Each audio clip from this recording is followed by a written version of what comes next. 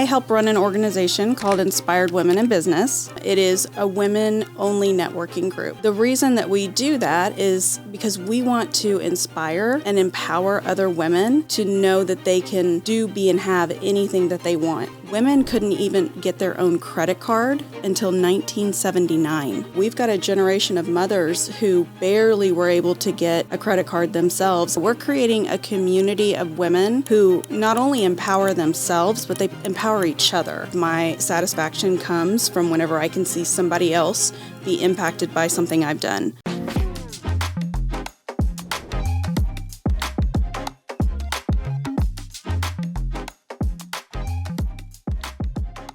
Welcome to High-End Homes Handled Right. This is the Real Property and Land Management Luxury Podcast, hosted by yours truly, Lyndel Johnson. Today, we have an incredible guest, Miss Mandy Poff from Montgomery, Texas. And what's your company? I'm with Inspired Realty and Co. Absolutely. A credible business. Thank you. Today, we want to talk about what you do for women in business. Nice, fun. This is one of my favorite topics. You know, I wanted to have you on today to talk about this because of just the trailblazing steps that you're making to make sure that, you know, women have the opportunity to be, you know, business owners and to do other things in their life, investments. And I just, you know, let's talk about that. Mm-hmm. What do you do? Well, so I help run an organization called Inspired Women in Business, and we are Houston and surrounding based. So we have 7 chapters, and of those chapters, it is a women-only networking group. The reason that we do that is because we want to inspire and empower other women to know that they can do, be, and have anything that they want. And, you know, I don't know if everybody's aware, but women couldn't even get their own credit card until 1979. That's not that long ago. Right. So, you know, with that mindset, we've got a generation of mothers who barely were able to get a credit card themselves. And so now I feel almost incumbent to have that next generation show how much further along we can go and the independence that we can have if we choose it. You know, what I think is so fantastic about that is that what you just said, 1979. Mm-hmm. So that mother now has in her mind that there's certain things that she can't do, mm-hmm. right? Just built-in natural belief systems. Natural belief systems, correct. Mm-hmm. So now she has a daughter, yep. and her daughter is thinking that, you know, I'm going to go to college and I want to be in business. Mm-hmm. But sometimes you have that mother or that some other figure that's saying, because of what I went through, you can't make it. Mm-hmm. This is not for you. Maybe for someone else, but it's not for you. And I think what you do, why it's so incredible, is that you're building a group to say, hey, mm-hmm. you can do this. Oh, yeah. We're creating a community of women who not only empower themselves, but they empower each other. It's the perpetual ability to inspire and engage and create impact. Our organization actually brought in $1.2 million last year of revenue that stayed within that group of women. Wow. So that's encouraging each other to purchase from each other or, you know, use their services. So instead of going to Target, instead of going to Walmart, these women all collaborated with the community to bring in $1.2 million to themselves. That's incredible. And just saying that alone is so empowering, and it makes you want to do something. It makes you want to move. It makes you want to, you know, I want to be a part of that. Like, right. How is that happening? And it's just this perpetual energy of positivity, encouragement, belief, strategy. It's incredible to watch. How often do you guys meet? So the groups, they meet once a week, and we're just now opening another chapter in Navasota, which I think is just so cool because it's the outreach, and you're keeping $1 million in these communities. Right. So that is going into so many more things than just these women being able to pay for, you know, their son's soccer or whatever. It's also going into the local businesses.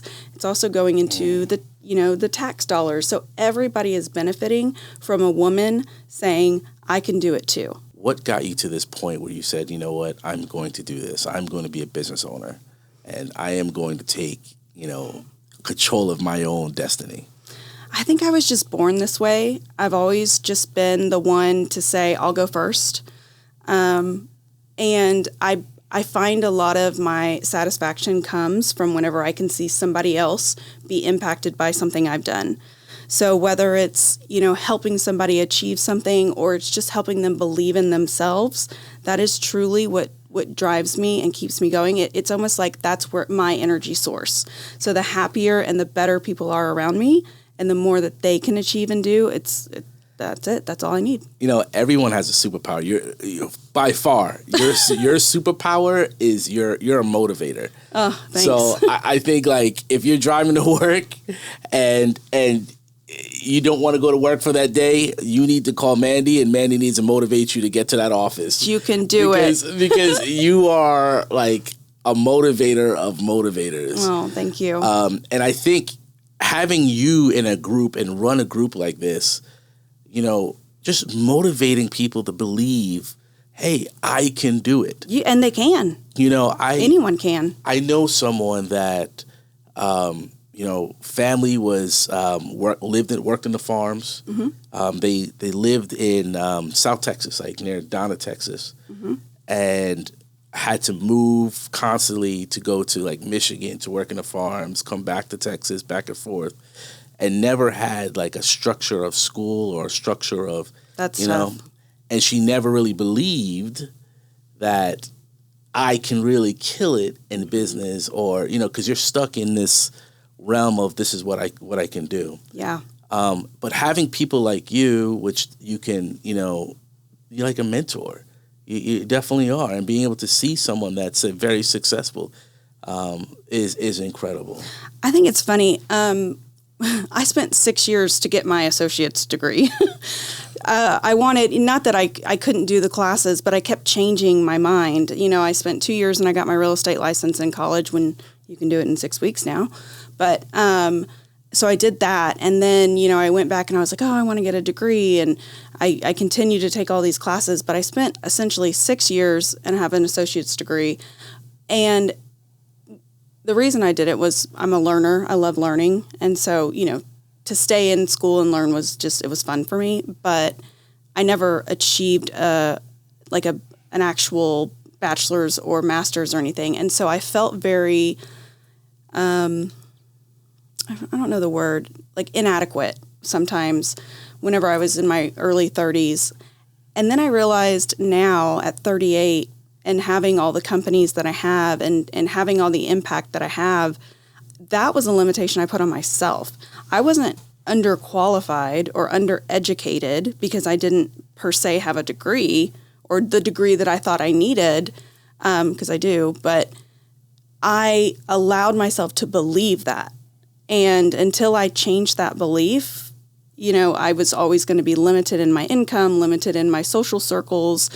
Once I realized and became successful, when I became authentic, that's when my social circles opened up. What helped you realize that? A lot of inner work, a lot of just paying attention and caring for myself. I do a lot of self-care. I think that is the most important thing that anybody can do is having time to themselves. And I meditate, I journal, I focus on, healthy, good foods, good drinks. And all of that is very ritual for me. So, I have a kombucha before I go to bed at night. And that to me is self-care.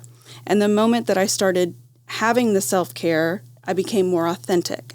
And through my authenticity, I gained my confidence. And through my confidence, I was then able to help others with theirs. Got it. I love that. Thanks. That's hard to do for a lot of people because you're talking about looking yourself in that mirror mm-hmm. every day and seeing what's wrong, because you have to see there's something wrong maybe or something that you need to change. Always. And then you're willing to do the work mm-hmm. to get to where you want to be. Yeah. And you've done that work. It's a lot of self-talk too. I listen only really to motivational podcasts, read motivational books. A lot of, if I do listen to music, it's going to be something more upbeat.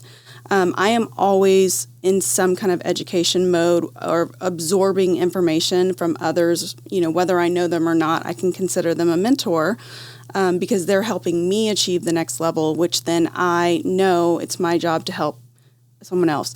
One thing I was told one time is when you get to a certain level, it is your obligation to reach down and grab somebody else and bring them up. Wow. It's your obligation. Wow. But you keep doing it. You're consistently doing it. Well, as long as my arms work. I love it. So I am, once again, very impressed. Thank you. I think that what you do is needed. You have multiple businesses and you have multiple people that work with you, multiple team members, and you're consistently being that motivation. Thank you. And you never know what someone is going through.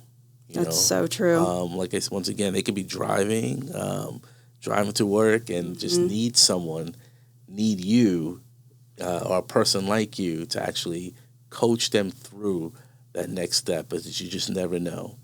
Yeah. And so I thank you for them. You may not get a thank you, but publicly, I want to tell you thank you for what you do, and thank you for all the women out there that have interacted with you, because you are giving them a belief of what they can do. You're letting them know that whatever I'm dream just they have, reminding them, and they need that. Yeah, you may have a dream, but you don't know how that you can get to that dream, or you may not believe you can get to that dream. Yeah. And especially, if you have people that are telling you that this is not for you. Oh, yeah. It may be for the neighbor across the street. It may be for someone that lives in another town, or, but it's not for you. Yeah, you cannot let the circumstances convince you otherwise. You have to be steadfast. You have to say, no, I am worthy. I am deserving.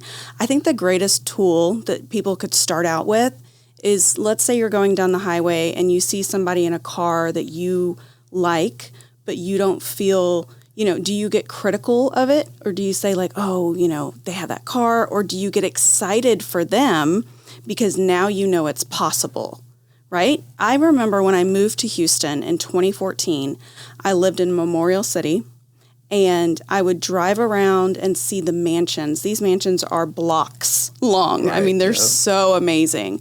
I would drive around and I would think to myself, I can do, be, and have anything I want here. This is the land of milk and honey. And it is. If they did it, why can't I do it? Or if they have it, why can't I have it? And maybe it's not a quantum jump like that. Maybe it's something smaller like, let's say it is a car, or let's say it is a new job, or, you can start small, but just believe that why not you? Why not? Right. Someone else can do it. You can do it. Yeah, why not? Just do the work. Who cares if you're making, minimum wage right now? That doesn't mean that that's your life forever. You can get quiet with yourself, and you can have a download from your higher self that gives you the inspiration or the idea that's going to get you to the next level. It's just getting in touch with yourself. And again, I think it really boils down to like self-care, and then it leads to, again, confidence, and then so on. Please take notes. Please take notes. Once again, Mandy Poff, I really appreciate you. Yeah, it's my pleasure. I appreciate your time, and I definitely look forward to doing this again. Me too. Thank you again for being part of this podcast. Have a great day. All right. Everybody have a great day.